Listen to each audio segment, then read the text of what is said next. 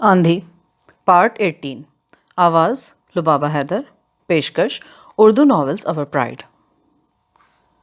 ابھی یہ باتیں ہو ہی رہی تھی کہ خان رحیمی کے دو کارندے صحن میں پہنچے اور جھک کر سلام کرنے کے بعد سیدھے کھڑے ہو گئے۔ ان میں سے ایک نے گرم چادر کے اندر سے اپنا ہاتھ نکالا، اس میں میرا سرخ پرس تھا۔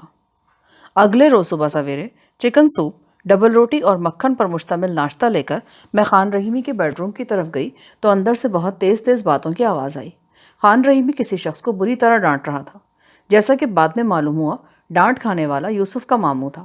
وہ کل رات گئے یہاں پہنچا تھا اور آج صبح صبح خان کے سامنے اس کی پیشی ہو گئی تھی۔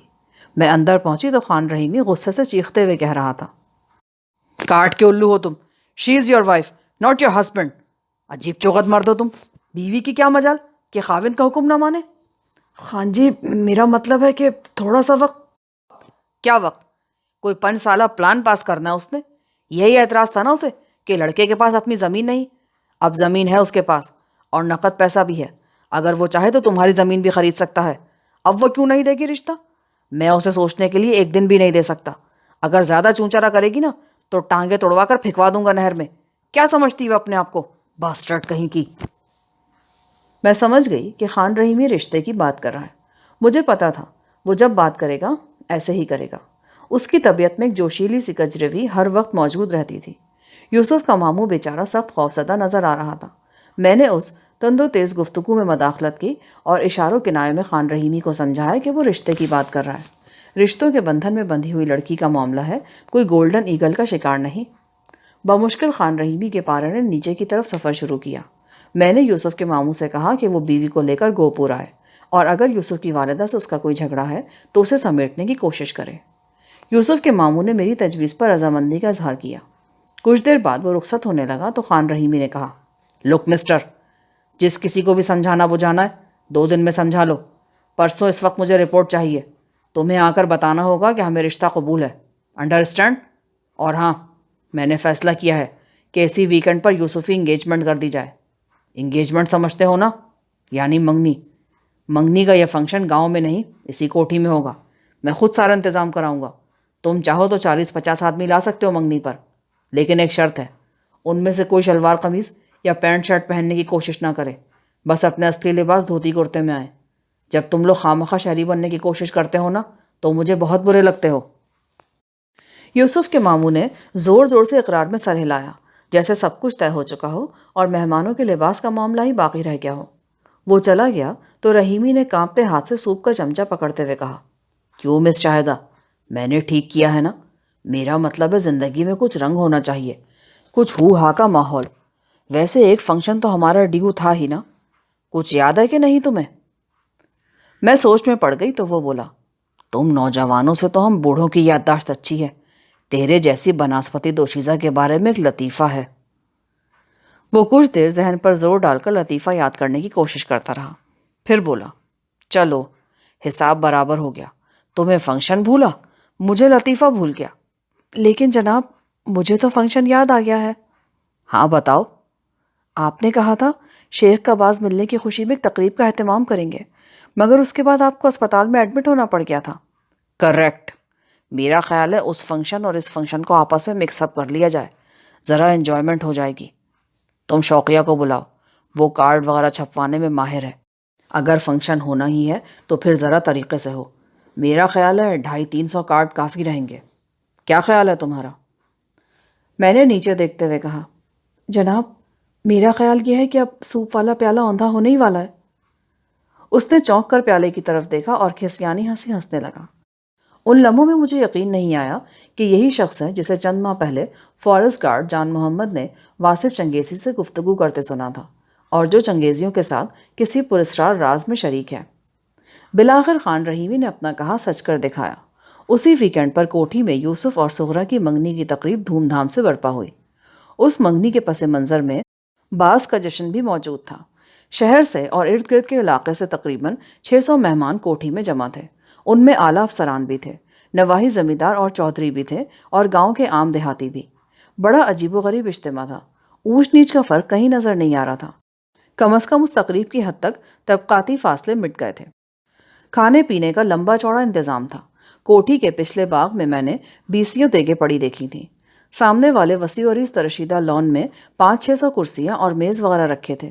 اس اوپن ایئر میں ایک ویرائٹی شو کا اہتمام بھی تھا۔ لاہور سے معروف گلوکار اور مزاحیہ فنکار مدعو تھے۔ شام کے 8 بجے تک یہ فنکشن اپنے عروج پر پہنچ چکا تھا۔ ہر طرف چمکیلی مسکراہٹوں اور رنگ برنگے لباسوں کی بہار تھی۔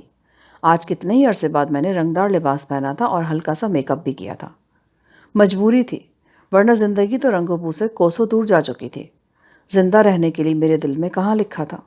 وہاں تو ایک پتھریلی تختی تھی جس پر کوئی معصوم اپنی انگلی خون میں ڈبو کر لکھ گیا تھا، میری ماں، میرے لہو کا حساب لینا، میری اذیت کو بھول نہ جانا۔ رنگ و روشنی کے اس سیلاب میں مہمانوں کے درمیان گھومتے ہوئے 2 نگاہیں ہر لحظہ میرا تعاقب کر رہی تھیں۔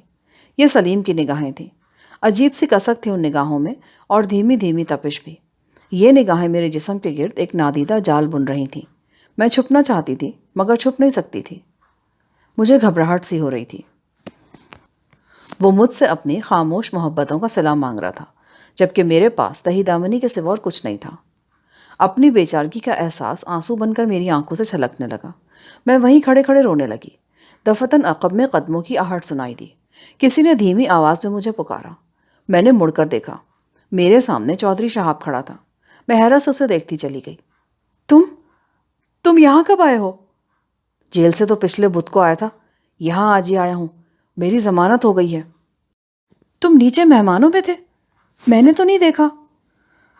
ہم جیسے چھوٹے لوگ آپ جیسے بڑے لوگوں کو کہاں نظر آتے ہیں جی؟ نہ جانے کیوں چودھری صاحب کی موجودگی سے میری ڈھارس سی بن جاتی تھی۔ یوں محسوس ہوتا تھا جیسے تیز بارش اور یالہ باری میں کسی گھنے پیڑ کا سایہ مل گیا ہو۔ آپ رو رہی تھی، خیریت تو ہے؟ میں نے جلدی سے آنسو پوچھ ڈالے۔ اتنی سردی میں اکیلی اوپر چلی آئی ہیں، کیوں اپنی جان کی دشمن بنی رہتی ہیں؟ میں نے کچھ کہنے کے لیے منہ کھولا ہی تھا کہ ٹھٹک کر رہ گئی۔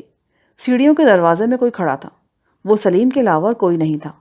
اچانک اس کے ہاتھ میں پکڑی ٹارچ نے ہم دونوں کو روشنی میں نہا دیا۔ شاہدہ تم یہاں؟ اس نے حیرانی سے پوچھا۔ بابری، ان سے ملو، یہ چودھری شہاب ہے۔ سلیم نے آگے بڑھ کر شہاب سے مصافحہ کیا اور تیکھے لہجے میں بولا، بڑی تعریفیں سن رکھی ہیں آپ کی، آج ملاقات بھی ہو گئی۔ اگر آپ پسند کریں تو یہیں چھت پر آپ کے لیے 2 کرسیوں کا انتظام کر دیا جائے۔ بڑی مہربانی بابری صاحب، ہم بس نیچے آ ہی رہے ہیں۔ نیچے بھی کیا رکھا ہے جی، بس شور شرابہ ہی ہے، بڑا سکون ہے یہاں چھت پر۔ سلیم نے طنزیہ لہجے میں کہا، پھر جلتی نظروں سے مجھے دیکھا اور رخ پھیر کر نیچے اتر گیا۔ بڑا تیکھا جوان ہے یہ، سنا ہے 30-40 بندوں کے اندر سے باز لے کر نکل گیا تھا۔ جی، آپ کو یہاں آنے کا کچھ فائدہ ہوا یا نہیں؟ میرا مطلب ہے کوئی کھوج کھرا؟ چودھری، یہ بات تسلی سے کرنے والی ہے، اس جگہ پر گفتگو مناسب نہیں۔ سیڑھیوں کی طرف سے پھر چاپ سنائی دی۔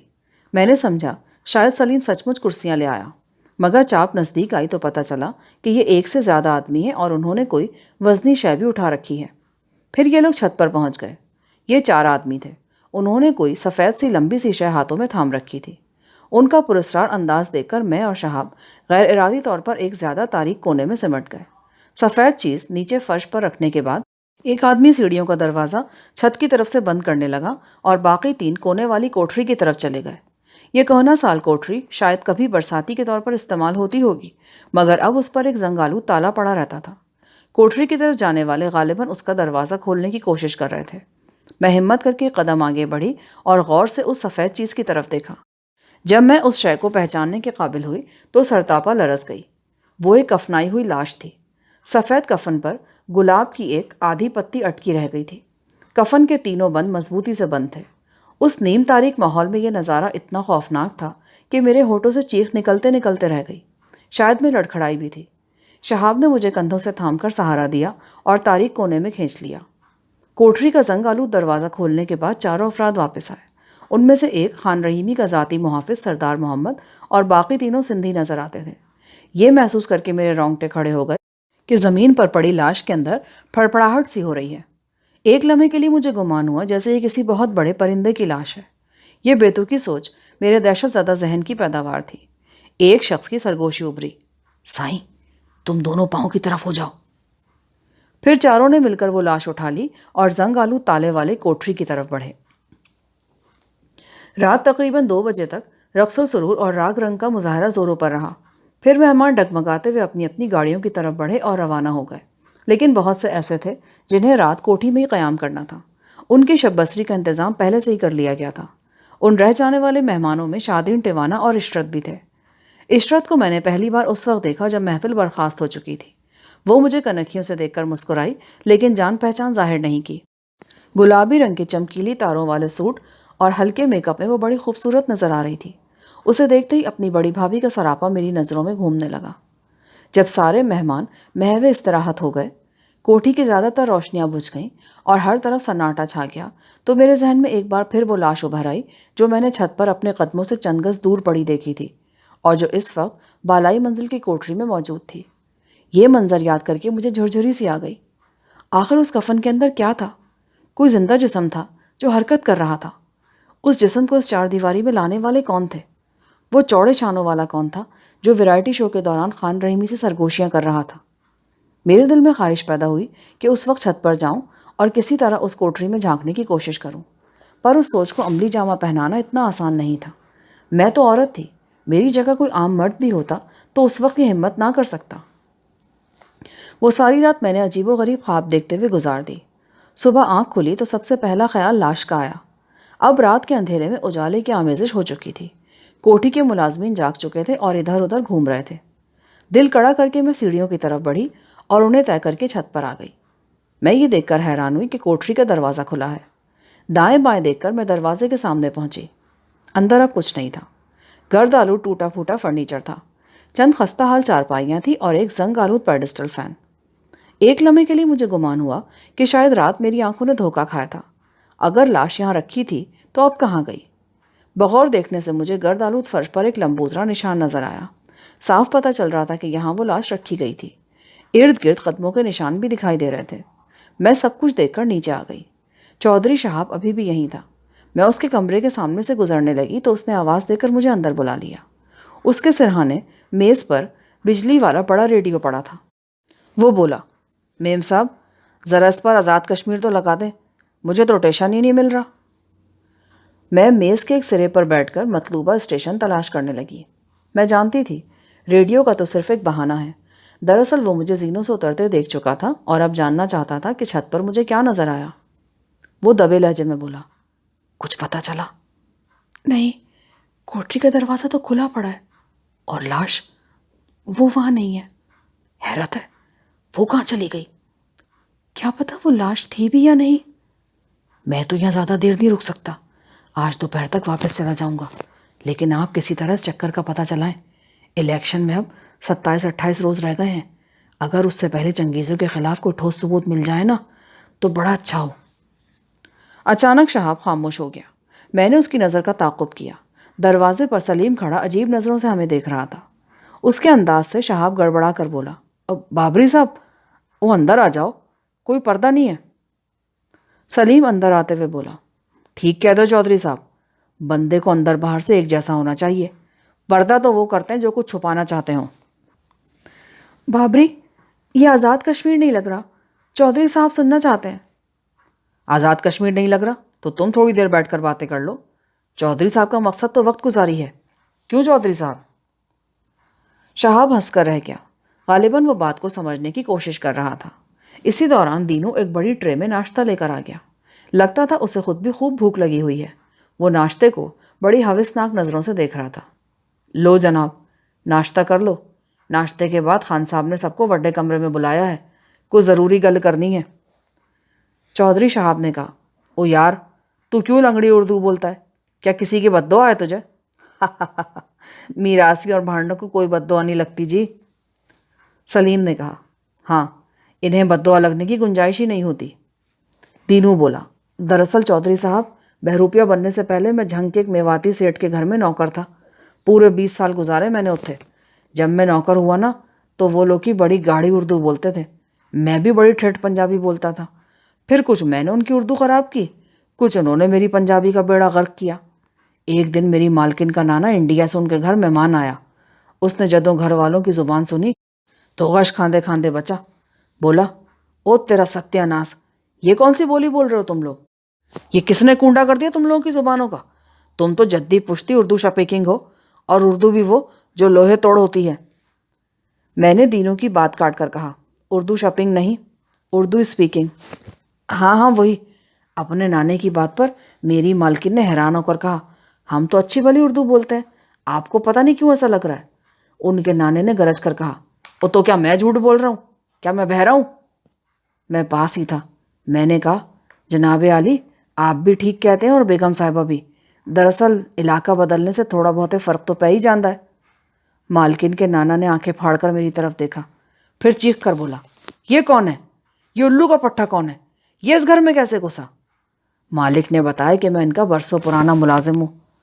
बस जनाब आली, फिर क्या था। उस खपती बुड्ढे ने अपनी लोहे के दस्ते वाली सोटी उठाई और मुझे मारने को भागा। मैं जान बचाने के लिए इधर उधर भागने लगा। वो चीख रहा था, मैं तेनू जिंदा नहीं छोड़ूंगा, बदबख्त, तूने मेरी नस्ल खराब कर दी। बस जी, कुछ ना पूछे उस रोज़ कितना हंगामा हुआ। मार तो मुझे पै गई और नौकरी भी छूट गई, पर मैंने भी पिछले 6 सालों की तनख्वाह नकदो नकद उसी जगह रखवा ली। तीनों, चलो तुम्हारी बात तो हमने मान ली, मगर अब तुम उर्दू पर ये जुल्म क्यों कर रहे हो? नौकरी तो तुम्हारी छूट चुकी है, अब सीधी सादी पंजाबी बोला करो। बस यही तो गल है जी। मैंने भी अब फैसला कर रखा है कि पक्की पक्की उर्दू सीख के छोड़नी है। पूरा उर्दू दान बनना है मैंने। अब या तो उर्दू रहेगी या मैं। आपको एक मज़े की बात बताऊं, मैंने बीवी भी उर्दू शिपिंग की है। दीनू गालिबन उस मौजू पर लंबी चौड़ी बात करना चाहता था, मगर किसी करीबी कमरे से उसे खान रहीमी की आवाज़ आई और वो जल्दी से बाहर निकल गया। मैं सख्त परेशान थी। 2-3 रोज से मैं सलीम से बात करना चाह रही थी, लेकिन वो कोई मौका ही नहीं दे रहा था। उसके अतवार से नज़र आता था कि वो सख्त नाराज़ है। मालूम नहीं उसकी नाराज़गी की वजह क्या थी। गालिबन चौधरी साहब के हवाले से वो किसी गलतफहमी का शिकार था। मेरे तसव्वुर से वो कफन पोश लाश चिमट कर रह गई थी। यकीनन रात कोठी में कोई अनहोना वाक़या हुआ था। उस वाक़े से मेरे और शहाब के अलावा कोई बाखबर नहीं था। सलीम को भी खबर नहीं थी। मैं उससे इसी सिलसिले में बात करना चाहती थी, मगर वो किसी अड़ियल बच्चे की तरह मुंह फुलाए फिरता था। एक रोज़ पास से गुजरते हुए मैंने उसे मुतवज्जो करना चाहा, मगर वो नाक की सीध में निकलता चला गया। उसे मुझसे बहुत से शिकवे थे। शहाब की आमद ने उन शिकवों में एक और का इजाफा कर दिया था। मैं सलीम की मुसलसल नाराज़गी का ख़तरा मोल नहीं ले सकती थी। इसलिए नहीं कि एक औरत की हैसियत से मैं उसे चाहती थी, बल्कि इसलिए कि एक माँ की हैसियत से मुझे अपने बच्चे का इंतकाम लेना था, और उस सिलसिले में सलीम ही मेरी मदद कर सकता था। शायद मैं खुद गर्ज भी थी कि सिर्फ अपने बच्चे के लिए सोच रही थी। उससे आगे मुझे कुछ नज़र नहीं आता था। मैं सिर्फ इतना जानती थी कि मेरी ज़िंदगी पर एक कर्ज़ है और वो कर्ज़ मुझे उतारना है, और अगर मैं ऐसा ना कर सकी तो क़यामत तक के लिए माँ और बच्चे के रिश्ते से लोगों का एतमाद उठ जाएगा। एक रात में बहुत देर तक बिस्तर पर करवटें बदलती रही। सलीम दूसरी मंजिल के कमरे में सोता था। 15-20 जीने तय करके मैं उस कमरे के दरवाजे पर पहुंच सकती थी, मगर यह फासला मुख्तसर होने के बावजूद बहुत तवील था। उस कोठी में किसी को मालूम नहीं था कि सलीम और मैं पहले से एक दूसरे को जानते हैं। अगर कोई हमें इकट्ठे देख लेता तो बहुत कुछ सोच सकता था। शौकिया तो पहले से ही शकूक भरी नज़रों से मुझे देखती रहती थी। वो कई दफ़ा पूछ भी चुकी थी कि शादीन के फार्म में बाबरी मेरी मदद पर कैसे आमादा हो गया था। जब से उसने यूसुफ पर चोरी का इल्ज़ाम लगाया था, मेरी और उसकी बोलचाल तकरीबन बंद थी। बहुत देर सोचने और करवटें बदलने के बाद आखिर में अपनी जगह से उठ गई। बालों को लपेटकर जूड़े की सूरत में बांधा, ओढ़नी ली और चप्पल पहनकर बाहिस्तगी कमरे से निकल आई। धड़कते दिल से सीढ़ियाँ तय करके मैं ऊपर पहुंची। रात के 11 बज चुके थे, लेकिन सलीम के कमरे में रोशनी थी। मैंने पहले खिड़कियों से झांकने की कोशिश की, मगर अंदर पर्दे थे।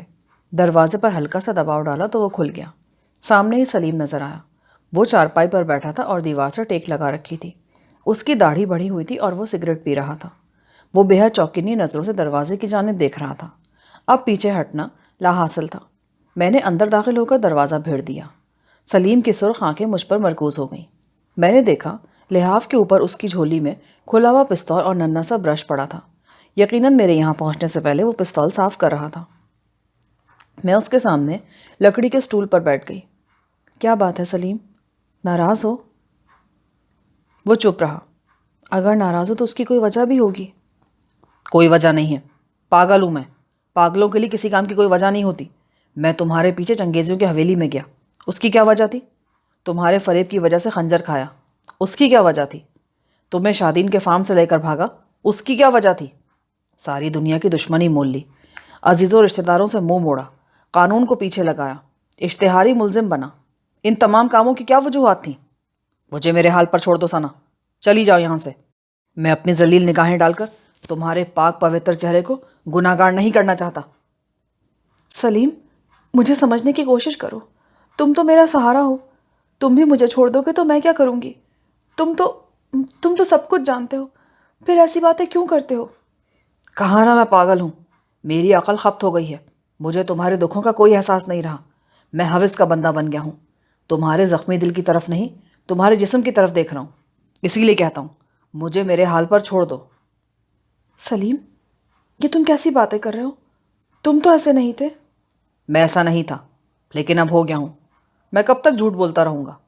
تم پر جو سانحہ گزرا ہے مجھے اس کا دکھ تم سے کچھ کم نہیں، لیکن یہ بھی حقیقت ہے کہ میں تم سے پیار کرتا ہوں، وہ سب کچھ چاہتا ہوں جو ایک مرد ایک عورت سے چاہ سکتا ہے۔ کیا تم مجھے سب کچھ دے سکتی ہو؟ یہ اچھے دنوں کا وعدہ کر سکتی ہو؟ اگر نہیں تو میں کس آس پر زندہ رہوں؟ کیوں ملوں تم سے اور کیوں تمہارے آس پاس بھٹکتا رہوں؟ میں نے فیصلہ کر لیا ہے کہ ایک دو دن میں یہاں سے چلا جاؤں گا۔ میری آنکھیں آنسوؤں کے بوجھ سے جلنے لگیں۔ اس گھڑی سلیم مجھے بے حد بے رحم اور نامہربان نظر آیا، ایک ایسا آدمی جو میرے عورت ہونے کے گناہ کو کسی صورت معاف نہیں کر رہا تھا۔ میں کچھ دیر خاموشی سے بیٹھی رہی، پھر اٹھ کر اس کے کمرے سے چلی آئی۔ وہ ساری رات میں نے جاگتے ہوئے گزار دی، کچھ سمجھ نہیں آ رہا تھا کہ کیا کروں۔ میرے فرحان کی چیخیں میرا تعاقب کر رہی تھیں، مجھے آگے بڑھنے کے لیے کسی سہارے کی ضرورت تھی، مگر میرے سائے کے علاوہ وہاں کوئی میرے ساتھ نہیں تھا۔ وہ راز کہیں اس کوٹھی میں یا اس کے گرد و نواح میں دفن تھا جو چنگیزیوں کے لیے موت کا پھندا بن سکتا تھا، مگر وہ کہاں تھا؟ اس رات نظر آنے والی پراسرار سرگرمی کیا تھی؟ میں سلیم سے اس بارے میں بات کرنے گئی تھی، مگر وہاں ایک دوسرا ہی موضوع شروع ہو گیا تھا۔ میں اپنی سوچوں میں گم لیٹی رہی اور صبح ہو گئی۔ اتنے میں دینو آ دھمکا، وہ مجھے جگانے آیا تھا، میں پہلے سے جاگ رہی تھی۔ وہ ٹھٹک گیا۔ اچھا ہوا آپ جاگ گئیں، کل خان صاحب کے لیے ناشتہ مجھے لے کر جانا پڑا تھا، کہنے لگے تم بھانڈ ہو، تمہارے لطیفوں میں پھکڑ پن ہوتا ہے۔ میں صبح سویرے لیڈر ڈائجسٹ کے لطیفے سنتا ہوں، بات یہاں تک رہتی نا تو بھی ٹھیک تھا، پر ایس تو بات تو انہوں نے مجھ پر لطیفیاں کی بارش ہی کر دی، لطیفے سنا سنا کر میرا برا حال کر دیا۔ قسم لے لو جب 1 سال تک میرے منہ پر ہنسا آئے تو ایسے دردناک لطیفے، توبہ توبہ، کہنے لگے یہ مسکرانے والے لطیفے ہیں۔ لو جی، یہ بھی کوئی بات ہے؟ لطیفہ تو وہ ہوتا ہے جو سننے والے نو پٹھیاں کر دے، یا اس کی پسلی چڑھ جائے، یا اس کی وکھی پاٹ جائے۔ دینو عادت کے مطابق مسلسل بولتا چلا جا رہا تھا۔ میں چونک گئی، کہیں سے عطر کی خوشبو آ رہی تھی، بالکل ویسی خوشبو جو اس رات لاش کے کفن میں سے آئی تھی۔